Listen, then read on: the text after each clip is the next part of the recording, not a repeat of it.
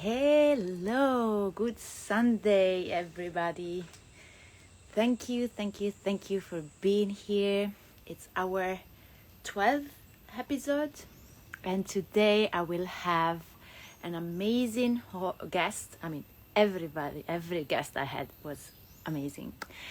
But today, especially, the topic is so important for me. So, give me a second so that I can let.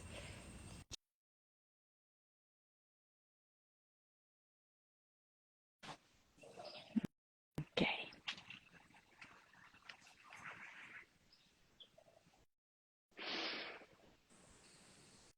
Hello. Hi, Good morning. good morning. Actually, you're the first guest I can say good morning to. They were all in an evening time zone so far. Right. And look at the background, it's almost matching Yes. because we are both in Costa Rica and we live very close by. Okay, can you hear me properly? Yes. Okay, and I can hear you perfectly. Okay, so guys, today the topic is so important. Actually, not guys, women. Of course, it could be a topic that can apply to men, but we want to focus on women because there isn't enough focus on all these hormonal problems that we're going through, and it is super important to talk about it and to connect the dots, really, about what is a problem that can be related to that. I think this is what the linking is missing. So I'm here to introduce to you Jessica. Thank you so much for being here, Jessica Turner. And I'll actually let her the stage to introduce herself. Thank you for having me, Enrica. My name is Jessica Turner. I am a functional nutritional therapist practitioner, and I help women balance their hormones by supporting and nourishing their body. Amazing.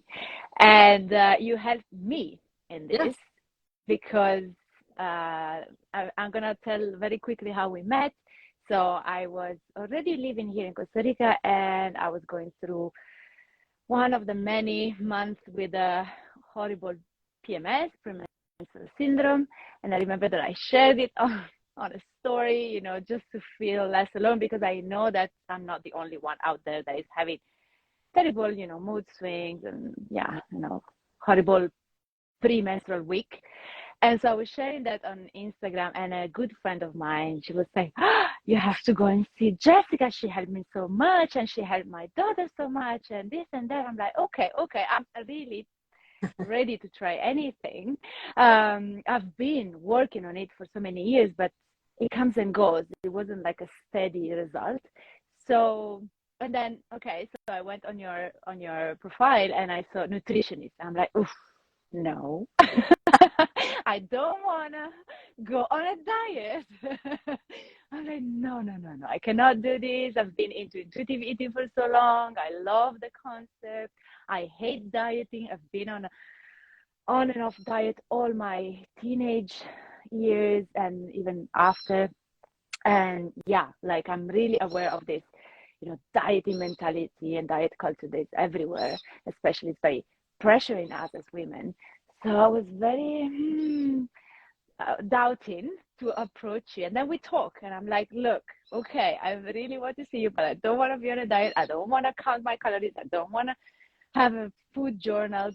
So let's see what you can do with that. And you were so so open, and that's when we had our session, and I really fell in love with your way of dealing with this. And I particularly loved what you told me about creating safety in the body. So maybe you can tell us a little bit about what you mean with that, because for me it was a big aha moment and something that now I feel every day. So we can start from there. Okay. What do you think? Well, I also came from the same background. I pretty much was a chronic dieter, I would say, in my 20s and 30s. Ate healthy, but I was under eating, and for the amount of, especially for the amount of exercise and activity I was doing in my day. I put my body in a chronic stress state. And and when we do that, the body doesn't feel safe anymore. We're making it really rely on stress hormones to function. And when we do that, it starts to conserve energy. Everything starts to slow down. It doesn't trust us in a way, because we're not feeding it consistently. We're not nutriting it. We're not providing nutrients and minerals that the body needs to function daily. The body needs a lot of nutrients to do all of its functions, not just help us exercise and have, get through our day, but to do its normal function. And so when we do that to ourselves, when we're under eating, we're over exercising, or if we're just stressed, that really takes a lot of nutrients from the body just being stressed alone, never mind everything else that you're doing. So if we're in that state, the body doesn't feel safe. And a lot of times people are skipping meals or just having a little snack and going hours and hours without eating, or not eating at all for 12 hours. People are fasting, doing all these things. But what that does is the body, a female body, wants to feel safe. And it so many nutrients for us to have our cycle and to have it be normal and to produce our hormones and do all these functions.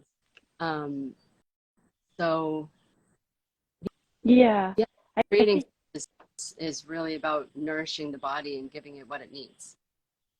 yeah, exactly. And I think that this is like one of those situations where we think the body is not serving us well, but instead it's serving us properly, because the body is trying to keep us alive, it's trying to make us thrive. So when it feels that something is lacking on one side, it's trying to compensate on the other side. So when you told me, for example, that, and that was another like aha moment, you were like, yeah, you have to eat more.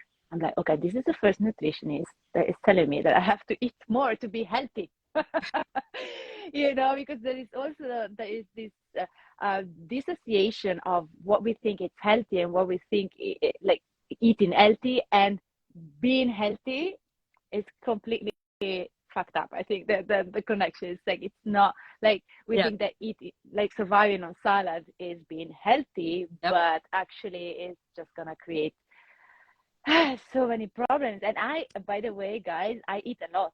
It's not that I undereat. I'm not one of those, want to be top model dancers that is not eating. I'm eating a lot, and still you told me you have to eat more. I'm like, oh, and of course in a smarter way. Yeah. So okay, so I don't know if you want to say something about that, or yeah, I do. I want to say a lot of people come to me. 99% of the women I work with are actually under eating, but they don't know that they are. They don't know. They think they're eating enough and they think they're getting all of these nutrients in, but they're actually not. And the other thing that people think when I say I'm a nutritional therapist is, oh, you must, they think I'm going to recommend salads. And exactly what you said, like really restrict dieting and have them just eat like, no, not at all what it is. Actually, I'm really about nourishing and supporting the body, providing it the nutrients and minerals that it needs, and eating consistently to really support the body. That's the thing, eating consistently, because that safety thing. Like, I remember when you told me, okay, because you told me, okay, like you could eat, like I wasn't eating dinner properly because I wasn't feeling hungry. And that's one of the things that you told me. It's like, oh, but because your body is just, it stopped sending you the sign of hunger, because the body knows that you're not going to feed him. So what's the point? Something like that. Like, sorry if I'm paraphrasing, but that's the thing, right? Like, then we have to just go into protection. Don't tell her that we are actually needing this protein or this mineral, this nutrient, because anyway, she's not going to give it to us. So let's go into protection. Let's try what we can to, keep going with the thing that we have. And that's when you have the blood sugar crash and your hormones go. Yes.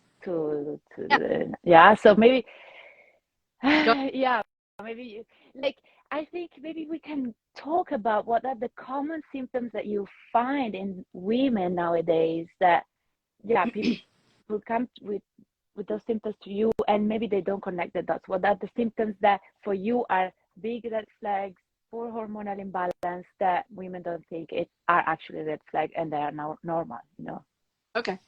Well, of course, PMS symptoms, and yes, they are absolutely common, and some of us have been told it's normal, but it's actually not. It's a sign of an imbalance. So mood swings, irritability around your cycle, even the week before leading up to it, cramping, bloating, headaches, all those kinds of things are symptoms of a hormonal imbalance. And then even throughout the month, your anxiety, energy fluctuations throughout the day, not sleeping well, are all signs. Even cold hands and feet.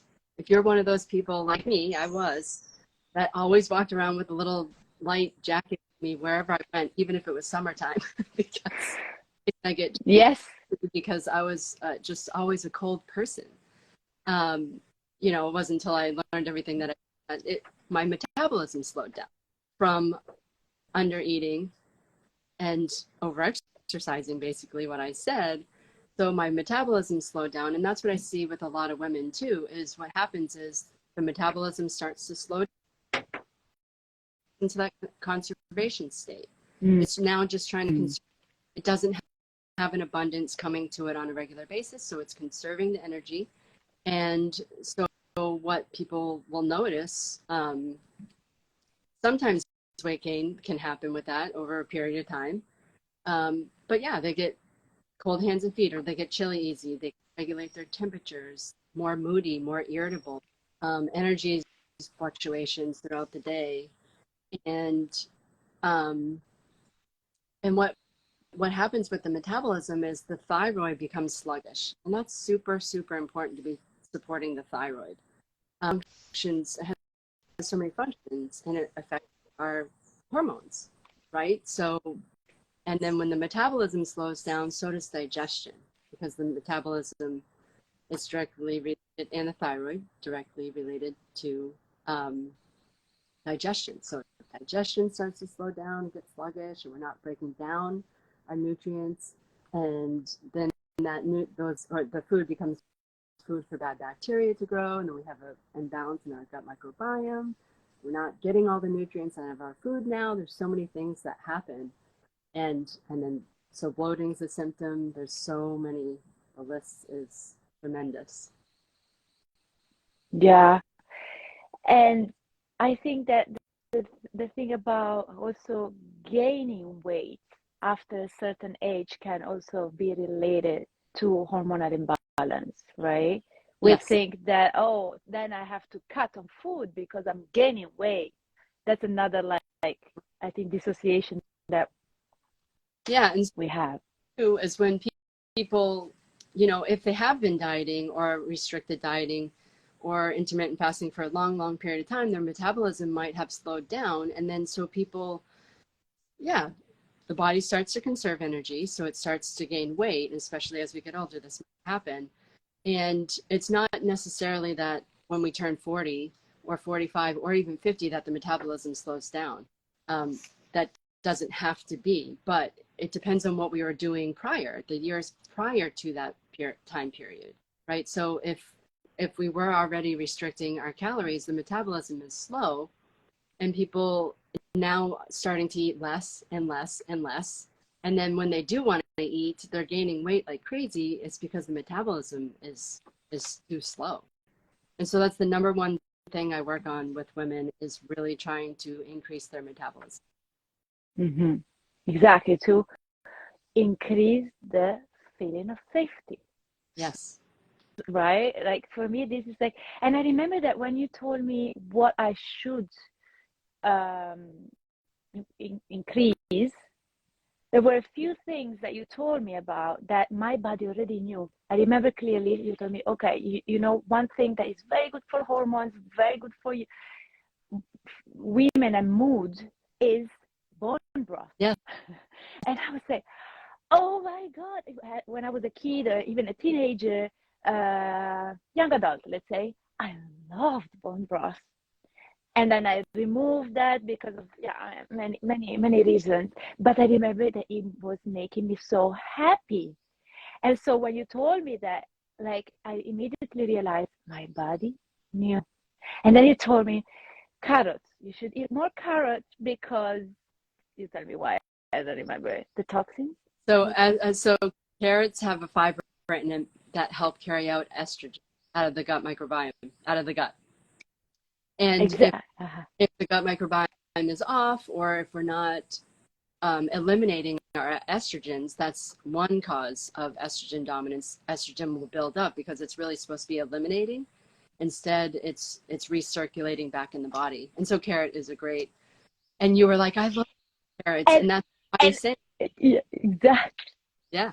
And I knew that I have an estrogen dominance before our meeting, and then and I've always loved carrots. Like I can eat a bowl like this of carrot, and then you told me eat more carrot, and I'm like, again, my body knew. Like the body knows what you need. So sometimes we think it's just a taste. It's just, you know, oh, I have this craving, but they are great, like greater intelligence signs that you need those special nutrients inside that food, right? So for me, that was a mind-blowing moment. It's like, oh my God, I just have to go back to follow what my body wants to eat. And in the moment it wants to eat. That's another big thing. Literally, the moment you feel hunger, right? At the beginning of the hunger, eat. That's another thing that we as women, we have been taught to shut down that. Say, oh, no, it's not the time to eat. You should eat now. You should, you know, wait until tomorrow. And then we wait and we don't eat. And what does that do to the body? So the first thing that happens if you're getting hungry and you ignore that, and I know a lot of people have experienced this before. So if you get really hungry and you don't eat, you wait hours, and you're all of a sudden you're like, I was starving an hour ago and now I'm not hungry at all. Well, what's happened was the blood sugar starts to go down, and right around here it's like I'm getting hungry, but you don't eat, so it goes further down, and the blood sugar is dropping. And to the body, that's stressful. And so what happens is cortisol kicks in to raise the blood sugar back up, because that's life-threatening to the body. So cortisol, your stress hormone, has to kick in to raise blood sugar back up and essentially fueling your body with your own self. So cortisol is still, it takes a lot of minerals. And so cortisol actually is a stress hormone that takes the same minerals that are needed for ovulation, and our sex hormones, estrogen and progesterone, are the same nutrients that cortisol uses. So if you're constantly doing that or continuously doing that to yourself, you're taking the nutrients that your hormones need to function, to fuel you, to keep you going throughout the day. By skipping meals and going long periods of time without eating, that's what you're doing. You're relying on cortisol to feed you. And so that's why you might have been starving an hour ago, and then you're like, oh, I'm not hungry anymore. I can go another 4 hours. That's what happens. And that stress hormone is what makes us feel unsafe. And we continuously do that. That's how people end up feeling very anxious and irritable, because now the nutrients that we needed to make progesterone are going towards the stress hormones. So then on the later part of your cycle, you're not producing maybe enough progesterone, which is going to happen. And so that's why for a period you might get more moody or irritable, and you're not able to produce enough, maybe because of the stress hormone is one reason. There's several reasons. But Yeah. And so why do you think? Because if we trust completely in that intelligence and intuition of the body to work in the best way possible to make us feel alive, in a good mood, able to conceive, going through, yes, some phases in a menstrual period, but without becoming like the monsters that sometimes we become, right? Like if nature has planned us in this perfect way, why is there this epidemic of women that are like hormonally wrecked? Why is that? What happened to us? Well, it's many factors. That's where you really want to look at what you're doing, what your lifestyle is, and what kind of stressors are in your life. What a lot of, when I say stressors is they're outside stress. Maybe the stress that they're putting, stress in their life, relationship, work, or financial. Those kinds, yes, those are stressors. But what kind of stress are Mhm. your body? Are you nourishing your body? Are you getting enough nutrients and minerals to support the body? Um, and so kind of I'm sorry, I kind of lost the question there. I want to stay on point with the question. I was just saying, why are we here now with like so many of us with this? Yeah, And you were saying like the lifestyle. not supporting the body enough. And that's going to, the stress hormones, for one, is going to throw off your ability to make your sex hormones. And then metabolism. If the metabolism slows down, then digestion's affected and the function is affected. Then the liver's not detoxifying estrogen, it's not detoxifying toxins. We really need to support the body with, the body requires a ton of an abundance of nutrients to function. And that's where I think the whole diet culture kind of steered everybody wrong. It's not about, a healthy woman is not about aesthetics, really.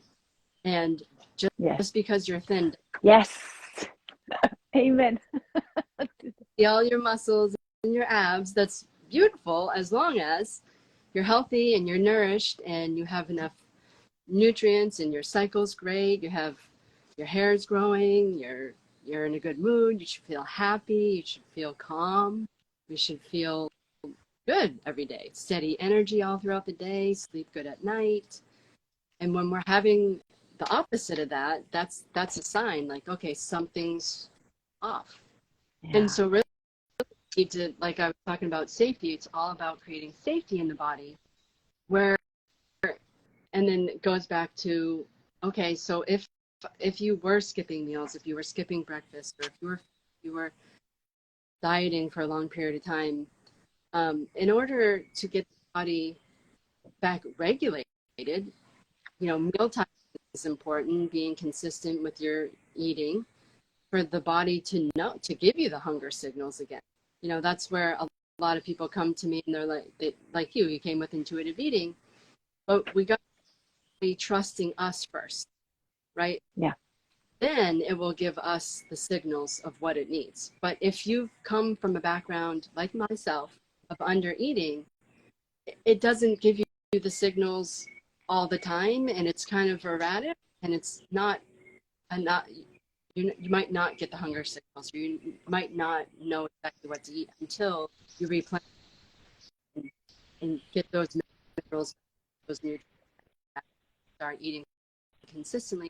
And this is what I work with women on, helping them. And I do it slowly, um, but just Okay, Jessica, I think I'm create. losing you. Okay, Sorry. Can someone online tell me if you can hear Jessica properly or it's just me? Because before you continue, okay. um, I don't know. It was really cutting, but I think it's the Wi-Fi. It's not the audio or anything. Let me see if someone. Can you hear me now? Uh, someone online, please tell us. Even the video is really Your video is just a you. little. So you cannot hear Jessica. No? Zaina, if you're there, help me. Enrica, yours only. Yeah. So you can't hear. Very, very badly. What about I also seeing you? Ah, you can hear her clearly. Oh, so that's me. Okay, good. That's very strange. Okay, good. I don't know what to do though about myself. I'll get closer.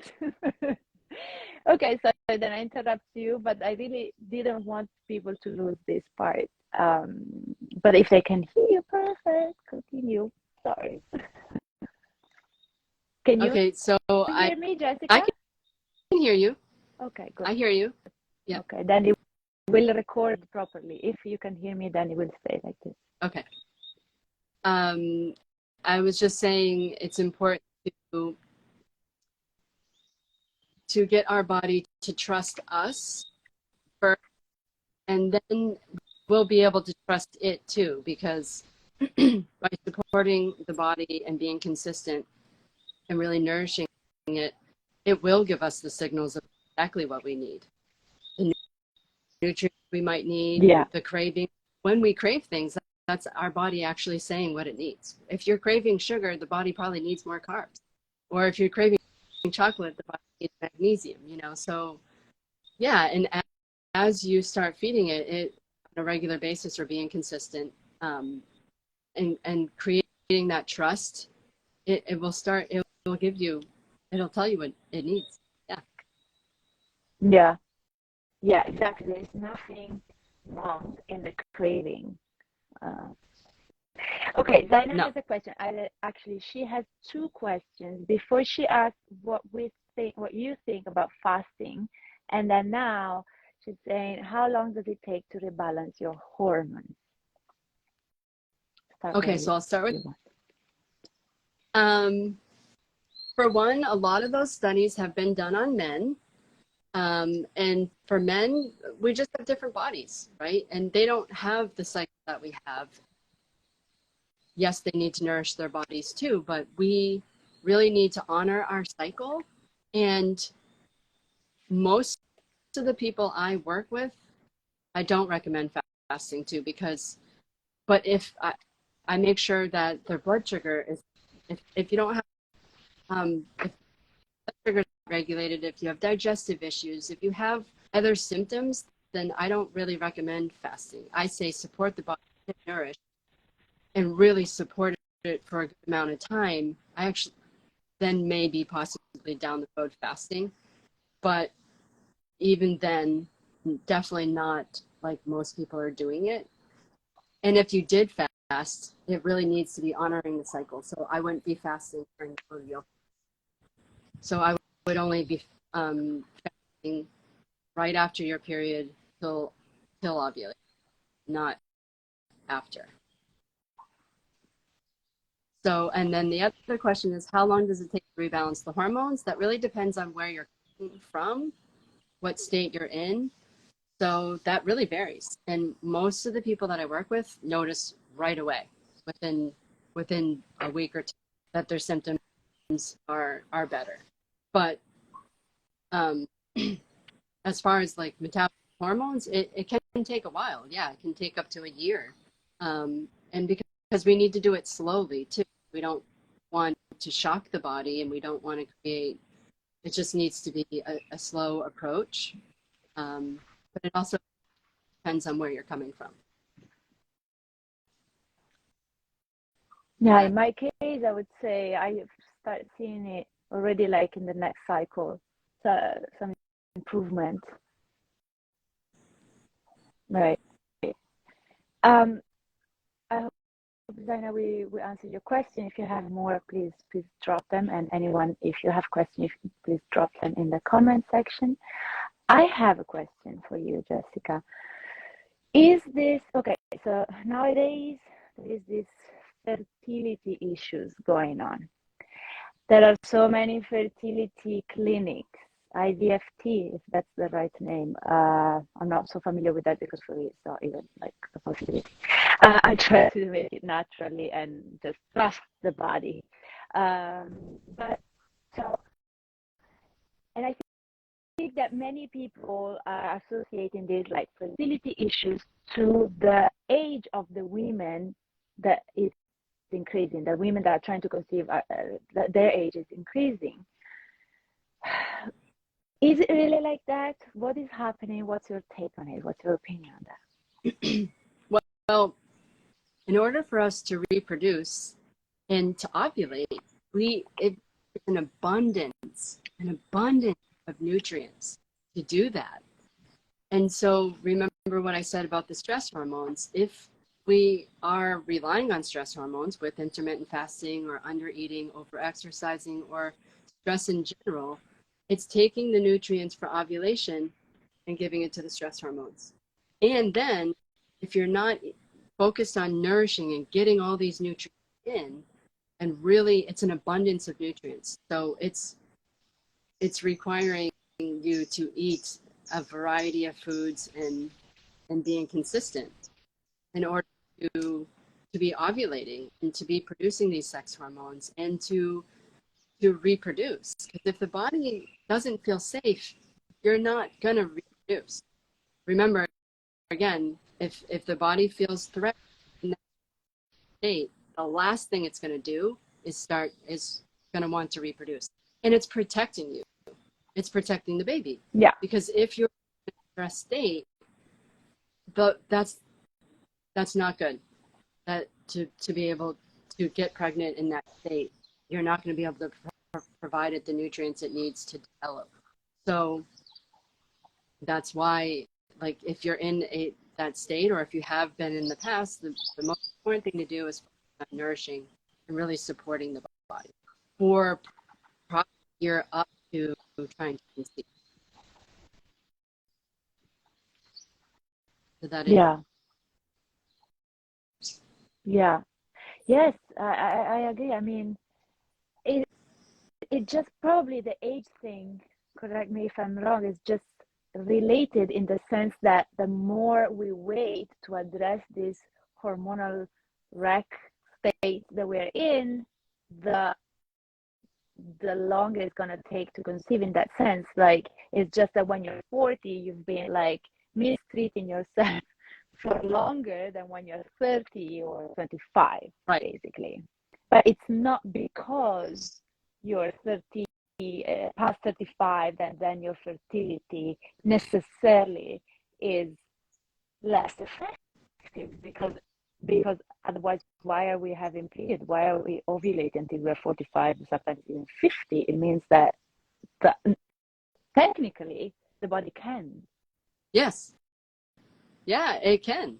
And it can all the way up until the period's done, really. It just depends on how much you're ovulating. And yeah, if the body's supported enough and what you've done prior to. So it's not about age. It's kind of more about you're treating your body now and how it was treated in the past. And so you might have to do some backpedaling and really go back, and not necessarily go back, but like notice where you came from. And so remember when I said I was dieting and over-exercising, I depleted. When I ended up getting my blood work done, like everything was so, and it took a long time for me to rebuild my minerals and my nutrient stores in my body, and to get my body out of survival mode, really, out of a stress state.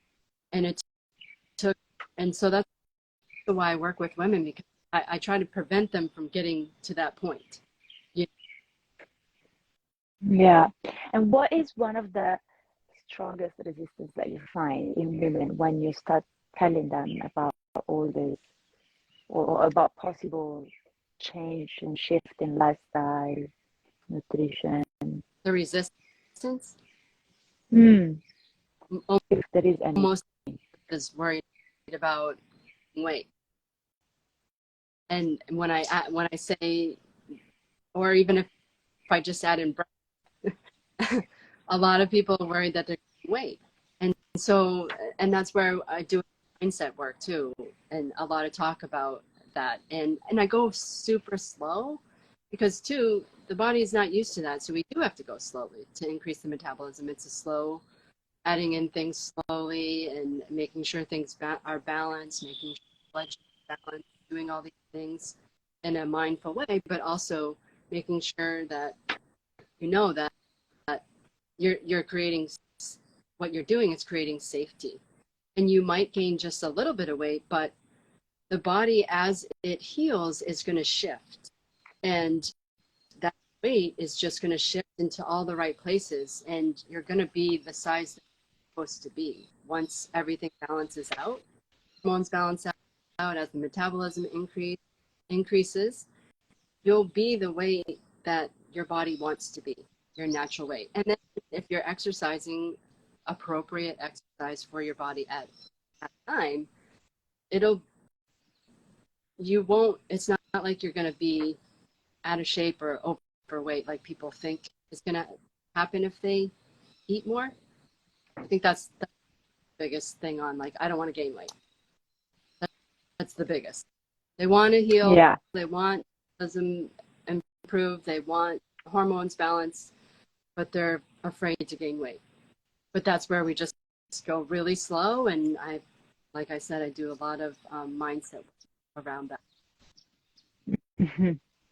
Yeah, there is a lot of mindset work, I think, around that, and that's what intuitive eating is also about. It's like you have to let go of that idea of perfect weight, or not even weight. It's like perfect shape that you have in mind that probably is being created by some magazines that we have seen when we were 18, or some comments that a man told, these kind of things. And so this is like major, and one of the most difficult, I think, shift. I've done the intuitive eating twice now, like in a book club with a group of women. This is also the resistance that I found with intuitive eating, because you have to let go of the ideal, probably unrealistic, or not. No, even if it is realistic, does that go along well with your health? Like, until which point do you want to sacrifice your health and going through PMS every month? For me, it was like a point of like no return. Right? I'm like, whatever, even if I become if I get 20 kilos, I just want to get rid of this, right? And what happens, and again, correct me if I'm wrong, but what I see is so far, especially with the intuitive eating, is that you don't gain 20 kilos. You actually get to the point of where you're supposed to be, like where your natural body shows up. And because, as you said before, it's not about aesthetic, and aesthetic is something that can change depending on the generation or time. Like, maybe that doesn't match the aesthetic that is trending now, but it will glow beauty, right? Yes. Right? Like, beauty is different. Beauty is like something that you can feel in someone else. Right, exactly. Beauty is, a happy, healthy woman. And women, actually, we're supposed to be curvy. We're not supposed to be seeing all of our, that looks good to some people, but that's not actually how we're supposed to be. So, honoring our body. And that doesn't mean because you're thin. That does not mean health. And that's where a lot of people they think they're healthy just because they're thin. And that's not the case at all. Yes, and wouldn't you rather what you're saying? Body and be happy and feel good every single day, have good steady energy, sleep good through the night, like all these things, and have beautiful hair that doesn't break and grows long, and health over, being a certain size. Yeah. I agree with you. I would just like to say that also, like, if you are naturally thin and uncurvy, that's great too. I don't want it to look like, oh, you're supposed to be curvy. So, because I know I have many friends that are very, very thin, And they felt also that thing is like, oh, I'm too thin, I should have more boobs, more hips, more waistline. No, it's like whatever is your natural shape, it's great, Yeah. right? Like if you feel good, if you don't have symptoms and you're thin and you don't have curves, that's great, right? Yeah. It's It's not all this guilt that is around. health isn't really about a size. Society is made of health. I missed that last bit. Sorry, I was it cut. just saying health isn't really about our size. The Mhm. size that, or how much we weigh, that's not a determining factor of health, really. Yeah, I would Society, say health is about happiness. Do you feel happy when you wake up in the morning or right? Or when you go to bed? yes. Yeah. Exactly. And So we think so often that anxiety, sorry. I'm sorry if I'm talking go, over you, but it's just that I think there is a delay and it's very choppy for go me. ahead. Okay. I was saying the anxiety. So many times, or for so long, I thought it was a personality trait, which can be probably, but I Oh, thought it was a personality trait. I thought there was something wrong with me. I'm just an anxious person, nervous, always on the edge, always, with that bad attitude, And then I realized it was a hormone thing. For me, it was such a liberation, right? And then I could explain that to my man, to my friend, to my mom, and they were like, "Oh, they don't believe you at first," but then they start seeing the pattern, right? And say, "Oh, okay, I see. I think this is so liberating. It should be known more." yes. Yes. Yeah. And I had so many symptoms that I also thought were normal for me. I just thought it was me. That's the way I am. I'm just an irritable person. Same. This is the way I am. I feel bad for all the people in my past. But once I got everything balanced, I realized like, oh my God, that really wasn't me. I wasn't an anxious person. I wasn't moody and irritable. Like that was my hormones. Everything was off. But yeah, Exactly. And when you do feel irritable, that when you have all this knowledge and when you know your body, then you're like, huh, the hmm body's talking to me. yes, Let's see what I can give myself. How can I nourish myself instead? Because most of the time, when you're nervous, anxious, agitated, then you go into that negative spiraling thinking that yes, is the opposite of nourishing. And everything that the body is asking for, it's like, just hug me, whatever it is. Hug me with the bone broth, hug me with the massage, hug me with the yoga class, whatever it is. But it's the whatever. opposite. Yeah, exactly. Yeah. Every symptom that we experience is the body talking to us. Everything. And it's just whether we're in tune to it or not. And we don't always know what everything means, right? But this is why it's great to work with somebody so they can tell you, like, oh, okay, this is what's going on. If you just support this area, those will go away. And I do it as a holistic approach. It's not just like I'm going to fix this symptom, but it's more of a whole body approach. But Yeah. yeah, Yeah. it's us always. It's whether we're listening. Yeah, I can really vet for that you approach it from a very like from a 360 point of view because Jessica, when you're gonna have a session with her, she's gonna send you this unbelievable questionnaire, which I love. I mean, I'm a Capricorn like you, so I love depth and precision and details and stuff. So this questionnaire that she's gonna send you when you work with her is like, oh my god, so thorough. Like she's gonna ask you about the most what we think are random questions, but Yeah. they are not, right? Because you take in consideration really the full full physical spectrum. Like now I cannot even remember, but like there are many questions. And I was like, oh, why does she want to know about that? And then I asked you, why did you want to know about that? And you explained me why. Every answer that for me was like weird for what we were going to do. You gave me an explanation, and I loved it. Like I remember, guys, just to give you an example, that one of the questions was, do you feel pain in the outer side of your thigh? Is that Yeah. the question, right? Am I Yeah. saying it right? Okay. And I was struck by that because I do feel pain. For example, when someone massages me on that like side uh, thigh, I'm like, what does that? How does that relate to my PMS?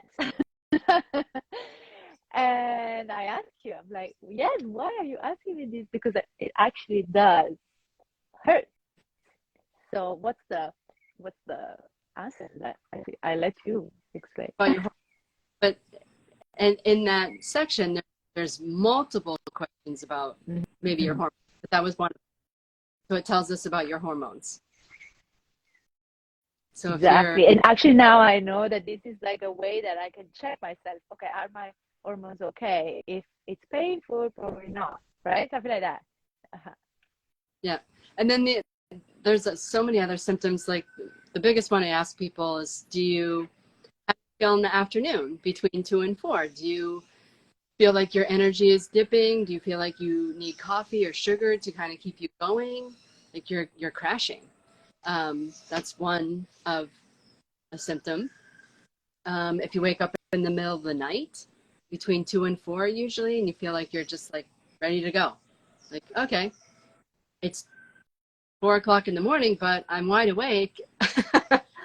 That's a symptom too. That's a symptom of blood sugar irregulation. So you need to really support the blood sugar throughout the day to help with your sleep or energy levels and things like that.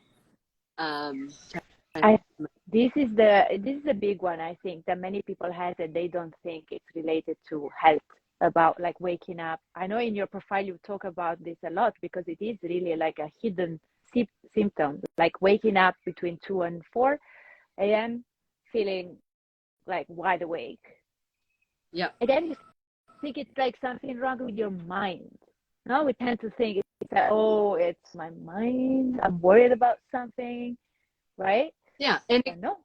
be if you're super stressed at that time, but also if this kind of happens like to you, it would be more blood sugar related. And then you would want to look back at like what you're eating throughout the day. Are those meals balanced? Are you skipping meals? Are you going long periods of time without eating? And blood sugar it can't stay. Remember I talked about blood sugar, it's going to crash.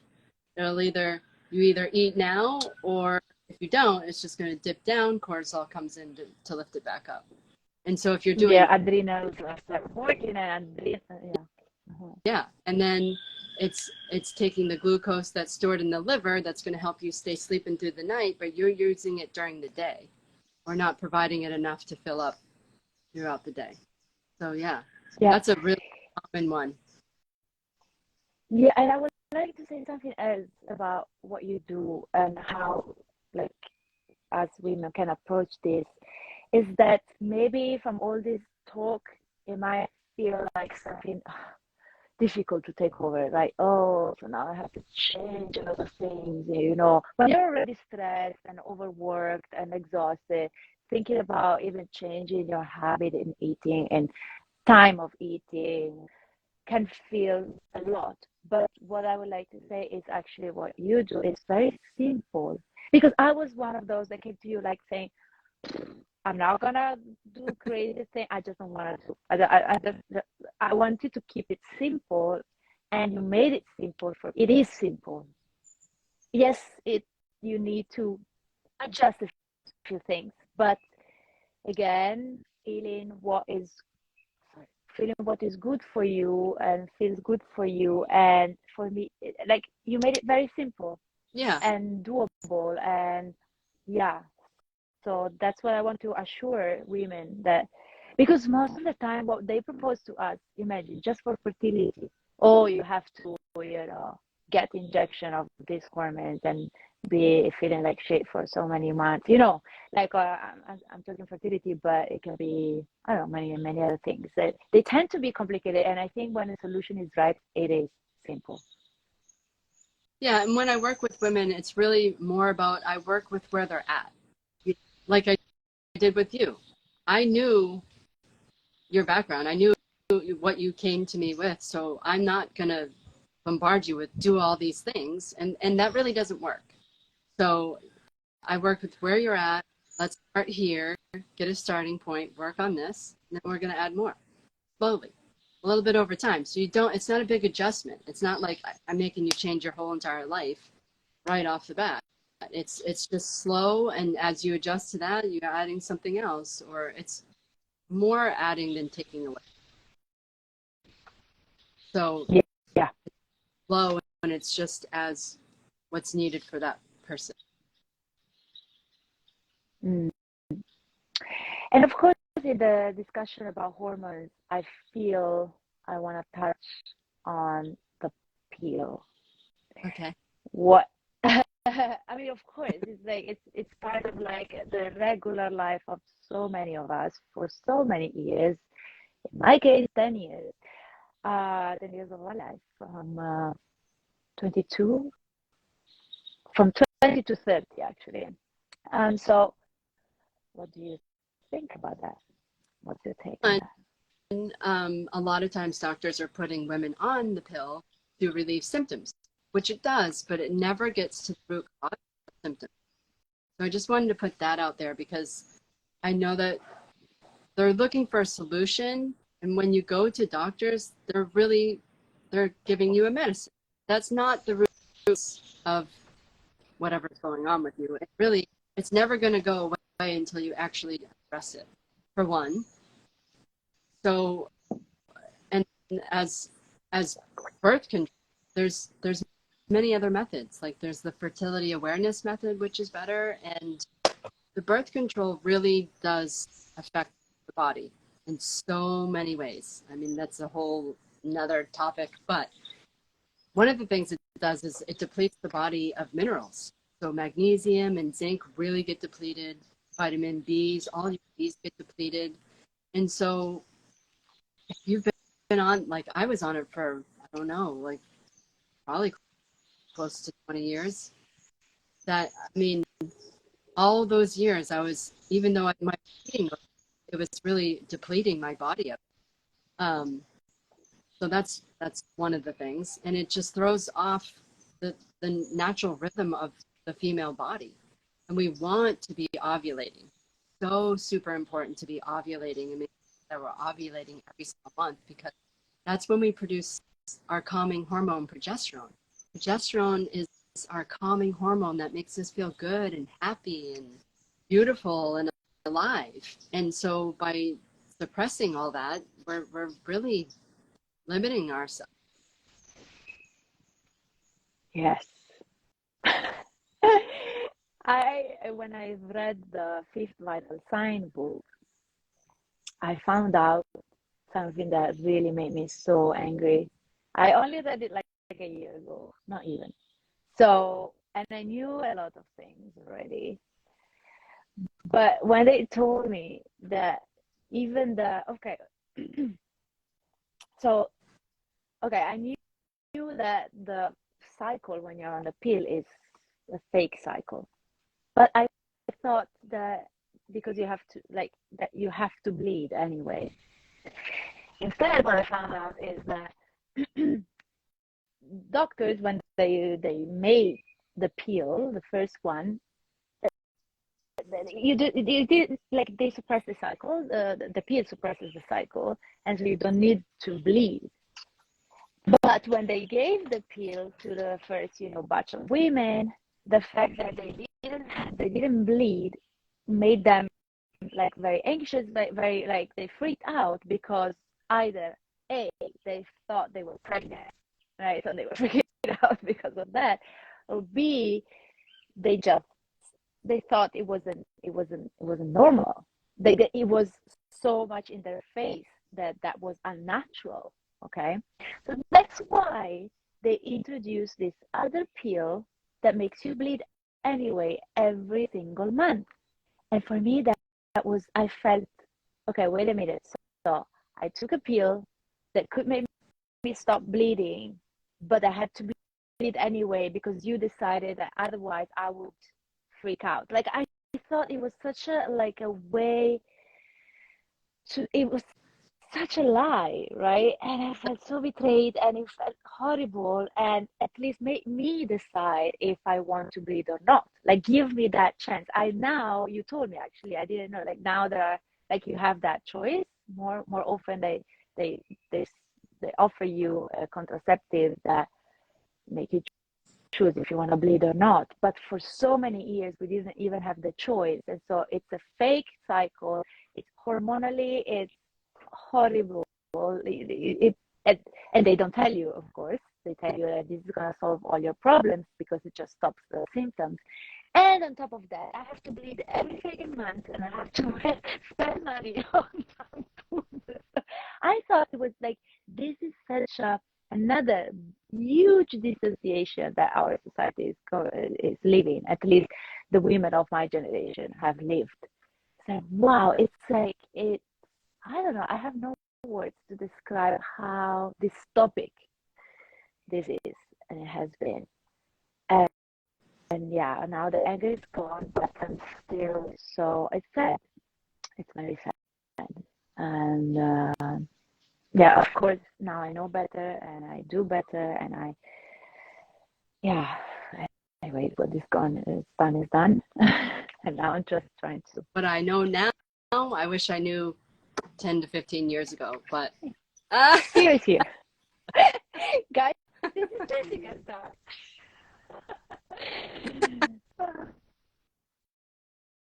That's so funny.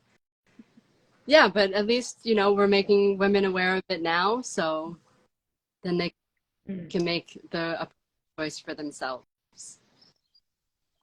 Yeah, exactly. So is there okay, wait a minute. Let me ask people, if you're online, if you have any questions, please drop them now in the comment section. I saw Maya writing. Let me find the comment. According to astrology, women hormones and toxins in water will play a big part due to Mercury entering Aquarius. It will be over the next few years. I don't know about that. I never heard that. Very good point. For sure, we are not just alone beings, and we are affected from many, many things. Oh, yeah. Like a story. I don't know if you've heard of this.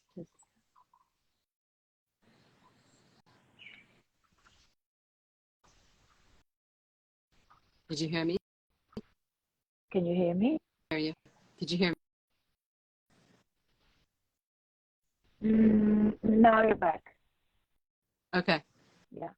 I said for sure toxins will definitely affect our hormones. And yes, there's toxins in the water, the air, and all kinds of things, the food. And that's why we have to be more mindful of where we're getting our food, where we're getting our water, all those kinds of things. Because yes, the toxins absolutely will affect us. Yeah. Yes, and that's why you need to have a strong body, because toxin will always be around. Yeah. With increase, I think. But I think that we can also shield ourselves in many ways. I wouldn't go like for me like that super hyper awareness on, oh my God, this has this toxin, this chemical, and it's like instead I like to look at health, like at my health. I can only talk about my health, like as becoming stronger physically, emotionally, spiritually, and that will naturally shield you from a lot of shit out there. I don't go and look for chemical stuff, but if it happens, and sometimes I eat it, and so, it's fine. It's not gonna kill me. The idea is to build resilience. We want to be more and more stressors in our environment, in our life, and when we're depleted, we're not resilient. So yeah, you're exactly right. I don't worry every little Yeah, thing. No, I've built my body, and I continuously am supporting my body to be resilient to these things that come around. yeah. What I no, I think what really go ahead, sorry. so, sorry, I'm talking over to you, but I don't realize until it's too late because it's very short. No, please go ahead. Go ahead. No, I was just saying, just being more resilient, and building the body up to make it more resilient to whatever comes our way, whether it's toxins in our water or our environment. Yes, we try to avoid them, but also we'll be okay because we're stronger now. Exactly what you said. I agree. Yeah. Um, and I wanted to bring you on this episode also because I think that, like what we said about intuitive eating, and in general, talking about intuition in general, in order that the intuition resides in the body. We talk about it in the human design episode. That it's like it's never like in the mind or outside of us. It's always inside, and it's integrated with the fascia, the muscles, the bones, the chakra, the nadis, the channels. So we need to have a strong, nourished, abundant lifestyle and bodies in order to be able to connect with the intuition. If you are just carrying yourself with pain, diseases, sickness, stress, chronic fatigue, and crippling anxiety, there's no way we can get in touch with our intuition. And so that will lead us to take decisions in the life that are probably not aligned with our soul purpose, with our inner voice, aka intuition. And so it's just a chain effect of like bad decision making and finding yourself in places where you don't want to be, in jobs where you're not fulfilled, with partners that treat you poorly, you know. And so I invite people, like, if you are in that space, and when we talk about intuition, you're just like, what are you talking about? What is this inner voice? What do you mean, right? Or I have the feeling that I just take the wrong turn every time. Then take care of your body first. Go back to the gross level layer. Like in yoga, we talk about five koshas, five layers, and and the outer one is the gross layer, is the physical, and then you can pierce each layer and get to the bliss body, the bliss layer. But you have to start from the gross one, and I think it's super important.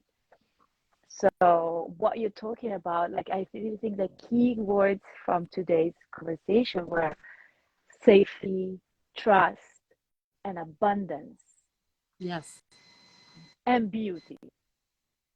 and beauty. No? Yeah. Yes. Yeah, different way of seeing beauty. That beauty that anyone can recognize. Anyone can, like, when you watch a real piece of art, like a painting or a statue, like when it's real beauty, everybody agrees on that. There is no, oh, no, my taste says something else. Nah. You feel it. It's the beauty that you feel. The same way we want to become beautiful in that way. Like when you walk into a room, you glow. And it's even if you're size, whatever, 50. Yeah. Doesn't matter. So yeah. I wanted just to say to connect all these, hormonal talks, because it could look like, what how does that relate to intuition? For me, it's like super connected. So yeah, It's very is good. there anything else that you would like to talk about, to bring to our attention? Um, no, I think we covered a lot. Of course, we could go on and on. We said that go on about so many different topics, which we'll just have to do part two. Yeah, yeah. If you want to keep talking with Jessica, you are free to connect with her. Actually, how can people get in touch with you? What's the best way to have a yeah, to get in touch? I'm on Instagram, so my Instagram handle is Strive for Balance. So strive.for.balance. That's the best way. I'm mostly on there, but I also have a website, Strive for Balance. You can just DM me on Instagram or connect on my. And you give a free consultation, right? Like a short So free it's consultation. about 20, Am I right? yeah, a 20 to 30-minute free discovery call. Just to talk about what's going on, what the symptoms are, what that looks like for you, and what it might look like to work together.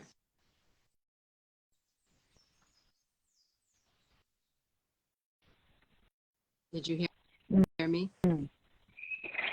So, guys, if women, girls, yes, yes, it's just very delayed.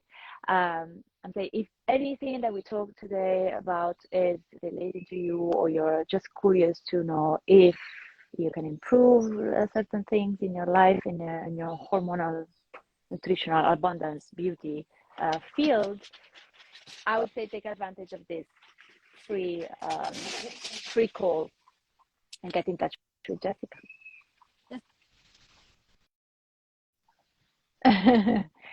Good.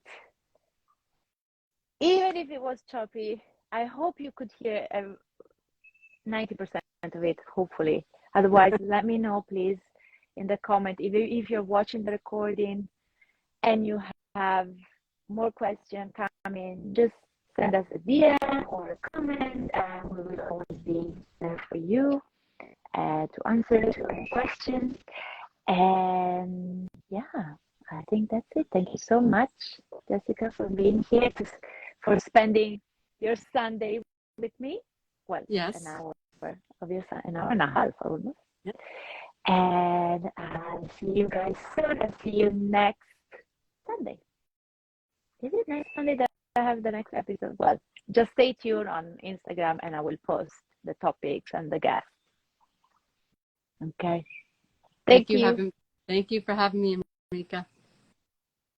Ciao. Bye. Bye-bye.